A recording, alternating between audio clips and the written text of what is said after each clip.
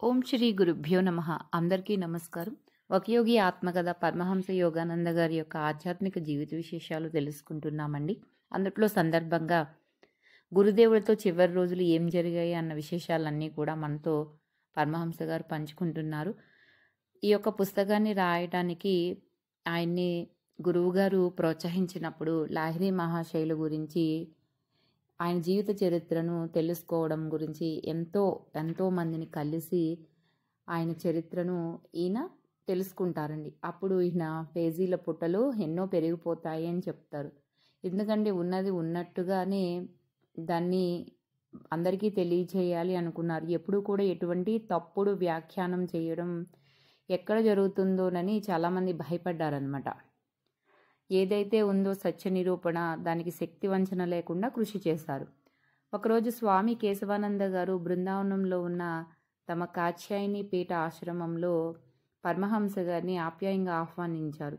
చక్కని తోటలో ఉన్న ఆశ్రమం భారీ ఎత్తు, అది స్తంభాలతోనూ ఇటుకలతోనూ కట్టి ఉందండి. నల్ల స్తంభాలు ఉంటాయి అక్కడ. ఆయన వెంటనే వెళ్ళని కూర్చుని గదిలోకి తీసుకువెళ్తారు. అందులో లాహిరి మహాశైల ఫోటో పెద్దది ఒకటి ఉంటుంది అక్కడ. ఆ స్వామికి 90వ ఏట దగ్గర పడుతుందని కానీ కండలు తిరిగిన ఆయన శరీరం బలాన్ని ఆరోగ్యాన్ని కనబరుస్తుందంట.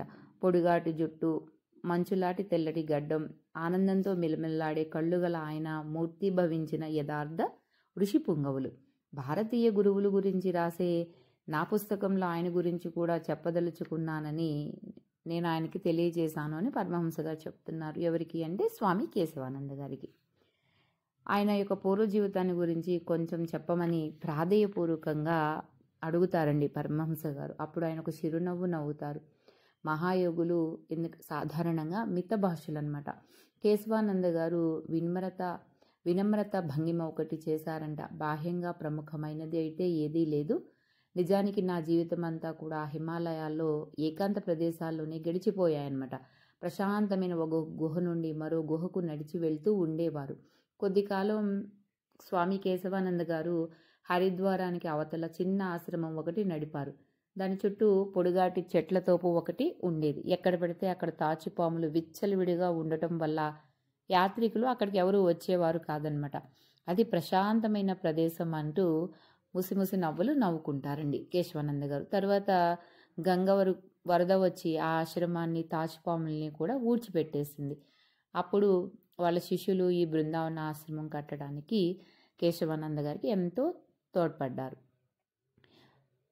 స్వామి పరమహంస గారి యొక్క బృందంలో ఒకరు ఆ స్వామిని హిమాలయాల పులుల బారి నుంచి ఎలా రక్షించుకోగలిగారని అడుగుతారు. కేశవానంద గారు తల ఊపుతారని. ఆ ఉన్నత ఆధ్యాత్మిక ప్రదేశాల్లో అడవి జంతువులు యోగుల్ని పీడించడం అన్నది చాలా అరుదంట. ఒకసారి కేశవానంద గారికి అడవిలో ముఖాముఖిగా ఒక పులి తారసపడుతుంది. హఠాత్తుగా ఈయన చేసిన ధ్వనికి ఆ జంతువు రాయిలా స్తంభించిపోయింది అంటూ చెప్తారండి. వెనుకటి జ్ఞాపకాలతో మళ్ళీ ముసిముసిగా నవ్వారు. ఎందుకంటే పులిల్ని జయించటానికి చాలా పద్ధతులున్నట్టు కనిపిస్తుందని ఫ్రాన్సిస్ బర్టెల్ అనే ఆస్ట్రేలియా దేశపు అన్వేషకుడు భారతదేశంలో ఉన్న అడవులు తనకు రకరకాలుగాను అందంగాను సురక్షితంగాను కనిపించినట్టు రాశారండి. ఆయన రక్షక కవచం అంటే ఈగల కాగితం ఫ్లై పేపర్ ప్రతిరోజు రాత్రి నేను నా శిబిరానికి చుట్టూ కొన్ని కాగితాలు పరిచి ఉంచేవారంట. దాంతో ఎంతో నిశ్చితంగా ఉండేవాడిని అని ఆయన వివరించారు. దానికి కారణం ఏమిటంటే మనస్తత్వ సంబంధమైంది అని చెప్తున్నారు. పులి గొప్ప స్వాభిమానం గల జంతువు. అది ఈగల కాగితం దాకా వచ్చే వరకు చుట్టూ తిరిగి గాండ్రిస్తూ మనిషిని సవాలు చేస్తుందంట. తరువాత చల్లగా జారుకుంటుందంటండి. దర్జాగల పులి ఏది కూడా జిగురు కాగితం మీద చతికిలబడ్డ తరువాత మనిషి ఎదుట పడటానికి పూనుకోదంట.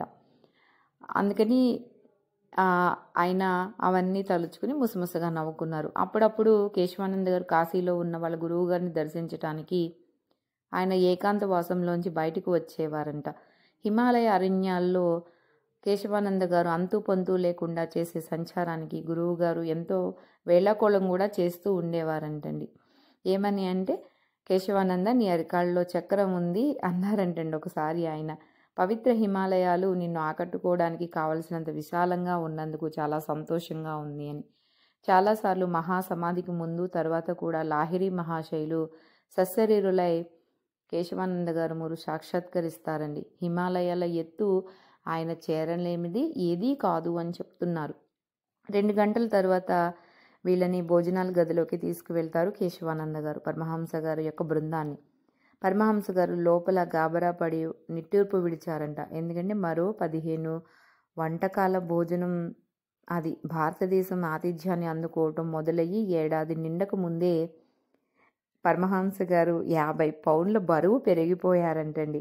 అయినప్పటికీ కూడా ఈయన మీద గౌరవంతో ఏర్పాటు చేసిన ఆ అంతులోని విందులో, అంటే శ్రద్ధగా గౌరవంతో ఎందుకు ఏర్పాటు చేశారు అంటే, శ్రద్ధగా వండిన వంటకాల్లో దేన్నైనా తిరస్కరించడం చాలా మొరటితనం అనిపించుకుంటుందంట.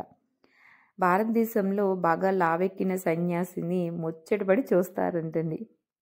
దురదృష్టవశాత్తు మరెక్కడా కాదు అని చెప్తున్నారు. భోజనం అయిన తర్వాత కేశవానంద గారు పరమహంస గారిని మారుమూలకు తీసుకువెళ్తారు. మీ రాక మేము అనుకోనిది ఏమీ కాదు అని చెప్తారండి. అంతేకాకుండా నీకు ఒక కబురు చెప్పాలి అంటారు. అంతే, వెంటనే పరమహంస గారు ఆశ్చర్యపోతారు. కేశవానంద గారి యొక్క దర్శనానికి వెళ్తానని అసలు ఎవరికీ తెలీదు, నేను ఎవరికీ చెప్పలేదు కదా అని. ఇక్కడ కేశవానంద గారు ఏం చెప్తున్నారంటే, కిందటేడాది కేశవానంద గారు బద్రీనారాయణకి దగ్గరలో ఉత్తర హిమాలయాల్లో తిరుగుతూ ఉండగా దారి తప్పిపోతారు. విశాలమైన ఒక గుహలో తలదాచుకోవటానికి ఒక చోటు కనిపిస్తుంది ఆ రోజు. ఆ గుహలో రాతి నేల మీద ఒక గుంటలో నిప్పులు కణకణా మండుతూ ఉన్నట్టు గుహ మట్టుకు ఖాళీగా ఉంటుందన్నమాట. ఆ ఏకాంతవాసంలో ఉంటే ఆయన ఎవరా అని ఆలోచిస్తూ ఉన్నారనమాట పరమహంస గారు. ఆ మంట దగ్గర కూర్చుని ఉన్నారని కేశవానంద గారు. గుహలోకి ప్రవేశించి దారిలో పడుతున్న ఎండ మీద ఈయన చూపు నిలిచిపోయిందంట. కేశవానంద, నువ్వు ఇక్కడ ఉన్నందుకు సంతోషం. ఈ మాటలు ఆయన వెనుక నుంచి వినిపించాయంటండి. వెంటనే చటుక్కును వెనక్కి తిరిగి అదిరిపడతారు. అక్కడ ఎవరు ఉంటారంటే ఆ మహావతార్ బాబాజీయే. ఆ మహావతార్ బాబాజీని చూసి అసలు అప్రతిభుణ్ణి అయిపోయాను అని చెప్తున్నారు కేశవానంది గారండి. ఆ మహాగురువులు గుహలో ఒక మూల భౌతిక రూపంలో సాక్షాత్కరించారంట. చాలా ఏళ్ల తర్వాత మళ్ళీ ఆయన్ని దర్శించినందుకు ఎంతో అమితానందంలో మునిగిపోయి కేశవానంద గారు ఆయన పవిత్ర పాదాల ముందు సాష్టాంగ ప్రణామం చేస్తారు. ఈయనిక్కడికి నేనే పిలిచాను అంటూ బాబాజీ గారు చెప్తారండి. అంచేతే నువ్వు దారి తప్పి నా తాత్కాలిక వసతి అని ఈ గుహకి రావడం జరిగింది అని చెప్తున్నారు. మనం కలుసుకుని చాలా కాలమైంది కదా, మళ్ళీ మరోసారి నిన్ను పలకరించడం నాకు చాలా సంతోషమని బాబాజీ గారు చెప్తున్నారు. ఆ అమర గురుదేవులు తాత్కాలికంగా కేశవానంద గారికి ఉపకారం చేసే కొన్ని మాటలతో ఈయన్ని దీవించి తర్వాత ఆయనతో ఇలా అంటారండి, యోగానందకి నువ్వు ఒక కబురు చెప్పాలి. అతను భారతదేశానికి తిరిగి వచ్చినప్పుడు నిన్ను చూడడానికి వస్తాడు. అతని గురువుకు లాహిరి శిష్యుల్లో ఇంకా బతికున్న వాళ్ళకి సంబంధించిన అనేక విషయాల్లో అతని మునిగి ఉంటాడు. కాబట్టి అప్పుడప్పుడు అతనితో చెప్పు, అతను నన్ను చూడాలని ఆత్రంగా ఎదురు చూస్తున్నాడు, కానీ ఈసారి నేను అతన్ని కలుసుకోమని మరో సందర్భంలో కలుస్తానని చెప్పు అని చెప్తారని. బాబాజీ పలికిన ఓదార్పుతో కూడిన హామీ కేశవానంద గారి నోట్లో విని గాఢంగా చెల్లిస్తారండి. ఎవరు? పరమహంస గారు. ఈయన గుండెల్లో ఉన్న మోగ బాధ ఒకటి దీంతో తొలగిపోతుంది. శ్రీ యుక్తేశ్వరి గారు ముందే సూచించినట్టు బాబాజీకి ఆయనకు కుంభమేళాలో కనిపించినందుకు మరి ఇంకా దేని కూడా దిగులు పడలేదు. ఆశ్రమ అతిథులుగా ఒక రాత్రి అక్కడ గడిపి మర్నాడు మధ్యాహ్నం వెళ్ళి కలకత్తాకు బయలుదేరుతారు. యమునా నది మీదున్న వంతెన మీదుగా కార్లలో ప్రయాణం చేస్తూ ఆకాశంలో సూర్యుడు నిప్పు రాజేసినట్టుగా నిజంగా అగ్నిదేవుడు వన్నెల కొలిమిలాగున్న బృందావన ఆకాశరేఖ అద్భుత దృశ్యాన్ని కింద నిలకడగా ఉన్న నేలలో ప్రతిఫలిస్తూ ఉండగా తిలకించి ఆనందిస్తారనమాట.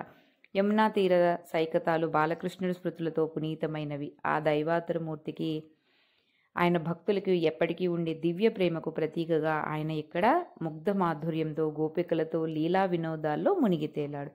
చాలామంది పాశ్చాత్య వ్యాఖ్యాతులు కృష్ణ భగవానుడి జీవితాన్ని అపార్థం చేసుకున్నారంట. కేవలం వ్యాచార్థ గ్రహణపరుల్ని పవిత్ర గ్రంథాల్లోని అలంకార అభివ్యక్తి కలవరపరుస్తూ ఉంటుంది. ఒక అనువాదకుడి రాతలో వచ్చిన హాస్యాస్పదమైన తప్పు దీనికి ఒక ఉదాహరణ అని చెప్తున్నారు. మధ్యయుగంలో జీవించిన రవిదాసు అనే చర్మకారుడు ఆత్మదృష్టి అయిన సాధువు. ఆయనకు సంబంధించిన కథ ఒకటి ఉందంటండి. అతడు మానవులందరిలోనూ కూడా మరుగుపడి ఉన్న ఆధ్యాత్మిక విభూతిని తన వృత్తికి సంబంధించిన సులభమైన మాటలతోనే గానం చేశాడంట. ఎలా అంటే, విశాల వినీలాకాశం నీడలో నివసిస్తాడు దేవుడు చర్మాంబరధారిగా. రవిదాసు కవితకు ఒక పాశ్చాత్య రచయిత రాసిన అనాలోచిత వ్యాఖ్యానం విన్నప్పుడు నవ్వు ఆపుకోలేక ఎవరికైనా పక్కకు తిరిగే నవ్వుకుంటారంటండి. మిగతాది రేపు తెలుసుకుందామండి. Thank you for watching. Like చేయండి, షేర్ చేయండి, మీ విలువైన అభిప్రాయాలన్నీ కూడా తెలియచేయండి. ఓం శ్రీ గురుభ్యో నమః.